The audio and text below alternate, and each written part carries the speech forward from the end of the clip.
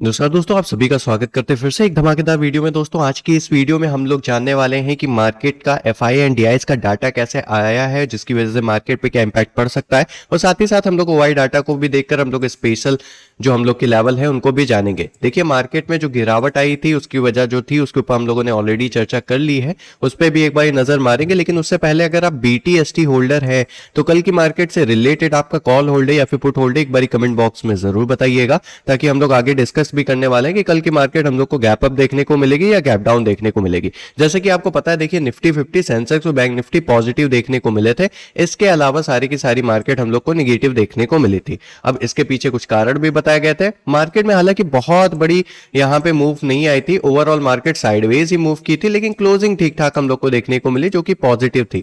और उसके पीछे कारण यह था कि देखिए अमेरिकी मार्केट में जो बड़ी गिरावट हुई है उसकी वजह से जो बड़ी हम लोगों की यहाँ पे बढ़त होनी थी वो अभी थोड़ी रुकी पड़ी हुई है। ये लगातार तीसरा दिन है जहां पे अमेरिकी मार्केट के संसूचक यानी कि इंडेक्स हम लोग को फिसलते हुए देखने को मिले थे, और जो टेक्नोलॉजी कंपनियां हैं उनमें कमजोरी जो है वो बड़ा हाथ निभा रही है अमेरिकी बाजार में गिरावट के पीछे। वहीं पे हम लोगों ने आईटी सेक्टर में भी कमजोरी देखी थी, क्योंकि यूएस मार्केट जब भी गिरता है तो आईटी सेक्टर ऑलरेडी हम लोग को कमजोर देखने को मिलते हैं, और इन्फोसिस और टीसीएस जैसे हम लोग के शेयर है वो बड़ी गिरावट करते हुए भी देखने को मिले थे। इनकी कमजोरी की वजह से हम लोगों को आईटी सेक्टर में भी कमजोरी देखने को मिली, और ये निफ्टी को भी कहीं ना कहीं जो बड़ी मूव आनी थी उसके पीछे भी रोकते हुए हम लोग को नजर आते हुए देखने को मिले। वहीं पे उम्मीद से कमजोर यहाँ पे अर्निंग ग्रोथ आते हुए देखने को मिल रहा है, जिसमें मैंने बताया था कि भाई इंप्रूवमेंट तो है ग्रोथ में तिमाही के नतीजे में, लेकिन इतनी खास इंप्रूवमेंट नहीं है, जो यानी कि जो उम्मीद की थी उससे कम ही ग्रोथ देखने को मिल रही है। अब इसका मतलब सीधा है कि अर्निंग ग्रोथ बढ़ने के लिए अब हम लोगों को चौथे तिमाही के नतीजे की जरूरत है, यानी कि Q4 के नतीजे पे हम लोग देखना पड़ेगा कि क्या हम लोग को डाटा आता है उसमें कुछ ग्रोथ देखने को मिलती है या नहीं देखने को मिलती।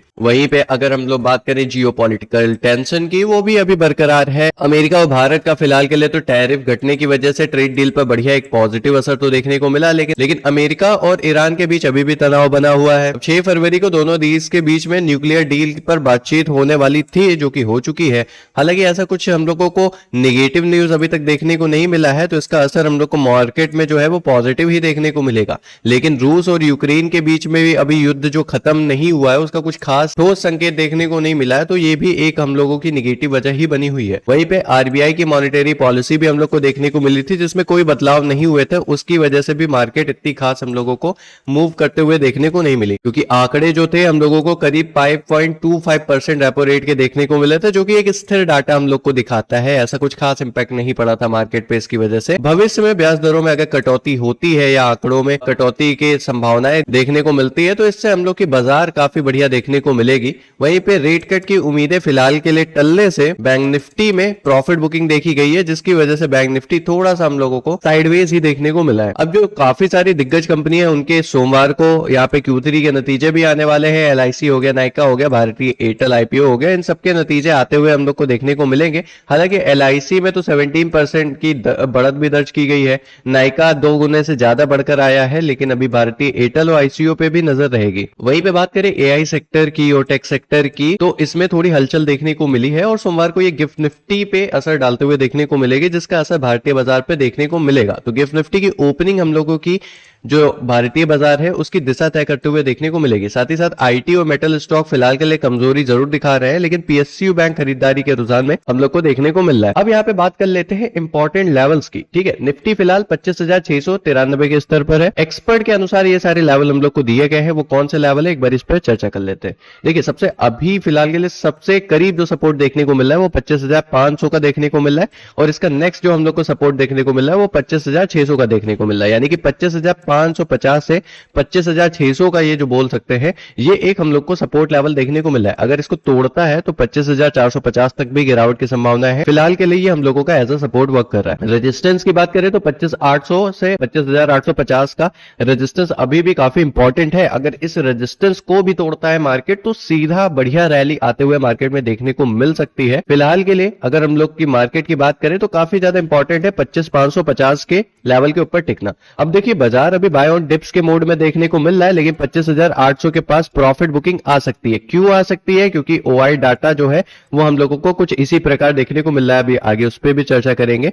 फिलहाल के लिए हम लोग का सबसे इंपॉर्टेंट रेजिस्टेंस जो है 25,800 है, यानी कि मार्केट 25,550 के ऊपर रहती है, 25 25,600 के ऊपर रहती है तो हम लोगों को 25,800 तक तो जाते हुए देखने को मिलेगी, लेकिन 800 का लेवल काफी ज्यादा इंपॉर्टेंट है जहां से रिजेक्शन मिल सकता है और वहां से मार्केट अगेन गिरावट करते हुए देखने को मिल सकती है अगर वो लेवल को नहीं तोड़ती है। तो वहीं पे चर्चा करें बैंक निफ्टी में, तो बैंक निफ्टी के लिए भी काफी ज्यादा इंपॉर्टेंट लेवल अभी फिलहाल के लिए है 60,000 का, क्योंकि अभी मार्केट हम लोग को बंद होते हुए देखने को मिली है 60,120 पे, और 60,000 का जो लेवल है वो हम लोग के लिए काफी इंपॉर्टेंट है। फिलहाल के लिए सपोर्ट की बात करें तो हम लोगों को 59,700 से 59,800 यानी कि ये 100 पॉइंट का हम लोगों को काफी इंपॉर्टेंट सपोर्ट जोन देखने को मिल रहा है। अगर इसके ऊपर ही रहती है मार्केट तो हम लोगों को पॉजिटिव मूव देखने को मिल सकता है।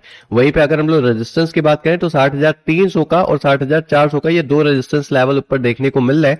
अगर 60,000 के ऊपर ही टिकती है मार्केट तो हम लोगों की सबसे पहला टारगेट तो 7,300 हम लोग को देखने को मिल सकता है, और इसको भी तोड़ती है तो 60,400 तक भी जाते हुए देखने को मिल सकती है।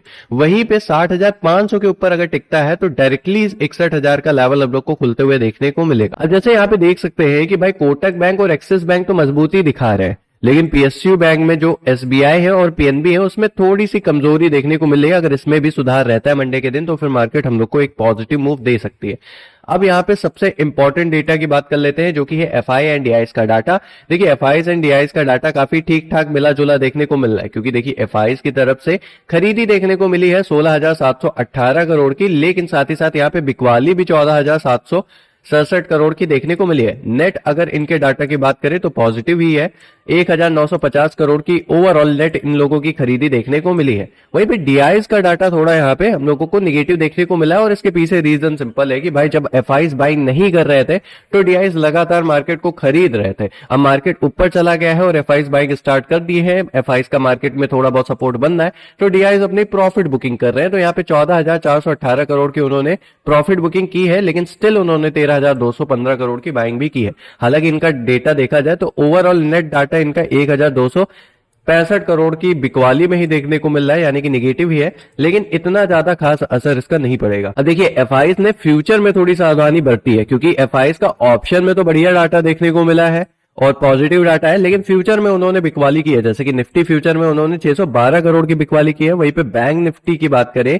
तो उसके फ्यूचर में उन्होंने 286 करोड़ की बिकवाली की है। अब इससे होगा क्या कि फ्यूचर में जब भी देखिए फ्यूचर का डाटा अगर नेगेटिव रहता है यानी कि ऊपरी स्तर यानी कि ऊपर वाले जो लेवल्स है वहां पर हम लोगों को सेलिंग देखने को मिल सकती है। अब ऑप्शन इंडेक्स में बड़ी हलचल रही है, एफआईज ने 10,642 करोड़ की यहाँ पे नेट खरीदी की है, जो कि काफी अच्छा आंकड़ा है। अब संकेत जो हम लोग को है वो थोड़े मिले जुले देखने को मिल रहे हैं। एफआईज का कैश मार्केट में नेट बाइंग जो है वो करीब 1,950 करोड़ का देखने को मिला, जो बाजार के लिए सकारात्मक है। हालांकि इंडेक्स फ्यूचर में बिकवाली या संकेत देती है कि ऊपरी स्तर, जैसे कि अभी थोड़ी देर पहले बात किया हम लोगों ने कि भाई जब फ्यूचर इंडेक्स में बिकवाली होती है तो ऊपरी स्तर जो है उसमें बिकवाली देखने को मिल सकती है। वहां पे जब भी मार्केट पहुंचेगी तो वहां पे सेलिंग देखने को मिल सकती है, तो ये थोड़ा हेजिंग कर सकते हैं कल मार्केट को, तो थोड़ा सावधान बरतनी जरूरी है। वहीं पे डीआईज की मुनाफा वसूली यानी कि प्रॉफिट बुकिंग करते हुए देखने को मिले हैं डीआईज ने 1,265 करोड़ की बिकवाली की है, जो दर्शाता है कि वे मौजूदा लेवल पर प्रॉफिट बुकिंग कर रहे हैं, क्योंकि भाई मार्केट को इतना सहारा देने के बाद वो कुछ ना कुछ मार्केट जब ऊपर गई है तो प्रॉफिट बुकिंग तो जरूर ही करेंगे। अब निष्कर्ष ये निकल के आता है कि बाजार में कल लिक्विडिटी अच्छी है, यानी कि मार्केट में ओवरऑल अप डाउन मोमेंटम दोनों देखने को मिल सकती है। लिक्विडिटी के कारण मोमेंटम जरूर देखने को मिलेगी, ये फ्राइडे वाले मार्केट की तरह देखने को नहीं मिलेगी कि भाई एकदम साइडवेज ही मूव कर रही है, ज्यादा मोमेंटम नहीं आ रहा है। लेकिन फ्यूचर इंडेक्स में एफआईज की शॉर्ट पोजीशन होने के कारण कल सुबह के सत्र में थोड़ी सी अस्थिरता यानी कि वॉलेटिलिटी, जैसे कि मैंने बताया अप डाउन मोमेंटम देखने को मिल सकता है।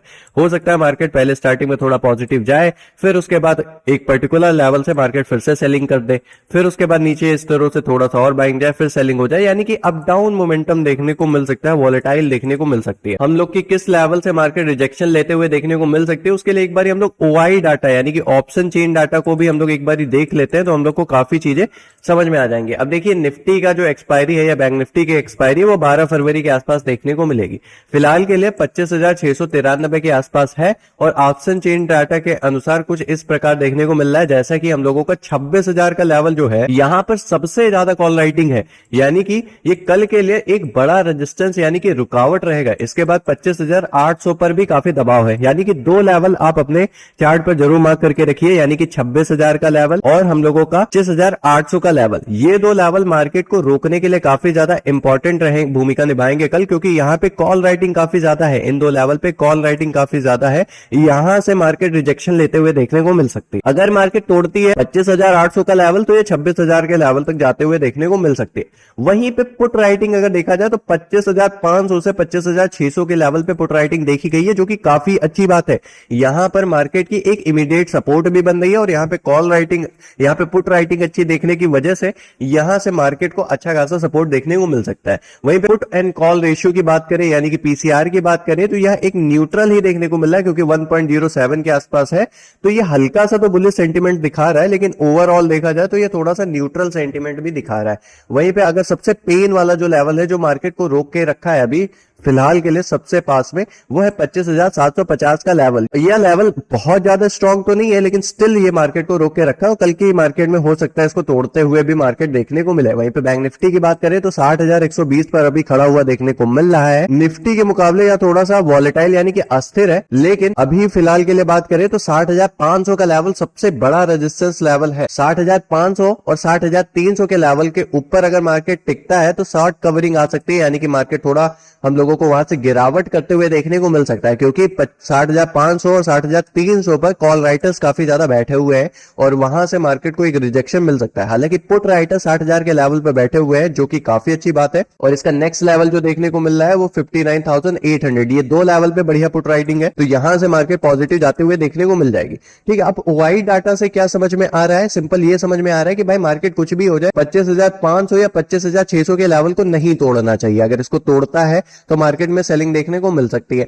वहीं पे अगर हम लोग बैंक निफ्टी में देखें तो बैंक निफ्टी में इसका डाटा कैसा देखने को मिल रहा है कि भाई कुछ भी हो जाए 59,800 और 60,000 का लेवल इसके नीचे नहीं आना चाहिए मार्केट, वरना फिर हम लोग को सेलिंग फिर से देखने को मिलेगी। अब यहाँ पे पीसीआर रेशियो की भी बात करें तो बैंक निफ्टी में सेंटीमेंट थोड़ा बेहतर यानी कि कैजुअली बाइंग का सेंटीमेंट दिख रहा है। वहीं पे सबसे पेन वाला लेवल जो है वो 60,000 से 60,120 का है, इसके ऊपर ही रहे तो ज्यादा बेटर है। एक बार इसकी लास्ट में हम लोग टेक्निकल एनालिसिस भी कर लेते हैं, जिससे हम लोग को और भी चीजें क्लियर हो जाएंगी।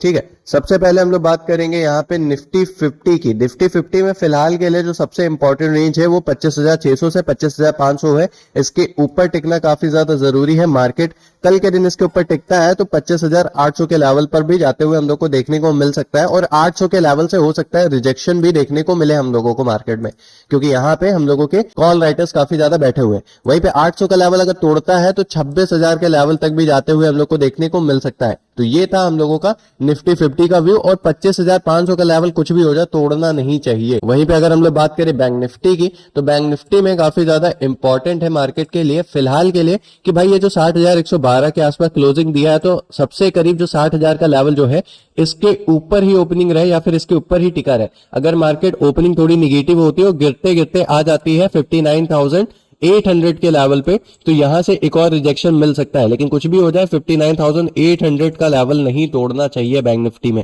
और यहां से हम लोगों को पॉजिटिव मोमेंटम देखने को मिल सकती है। ओवरऑल अगर हम लोग बात करें मार्केट की ओपनिंग कैसी देखने को मिल सकती है तो मेरा flat to gap up opening का व्यू है, या तो फ्लैट ओपनिंग देगा या फिर गैप अप ओपनिंग भी मिल सकती है। बाकी आप गिफ्ट निफ्टी पे काफी ज्यादा ध्यान दीजिएगा, क्योंकि उसकी ओपनिंग जरूर डिसाइड करेगी कि ओवरऑल मार्केट का व्यू कैसा रहता है। आज की एनालिसिस वीडियो आपको कैसी लगी एक बार कमेंट बॉक्स में जरूर बताइएगा। टेलीग्राम चैनल का लिंक डिस्क्रिप्शन में, उसको जरूर ज्वाइन करिए। फिलहाल के लिए इस वीडियो में इतना ही, मिलते हैं नेक्स्ट वीडियो में, तब तक के लिए जय हिंद, वंदे मातरम, धन्यवाद।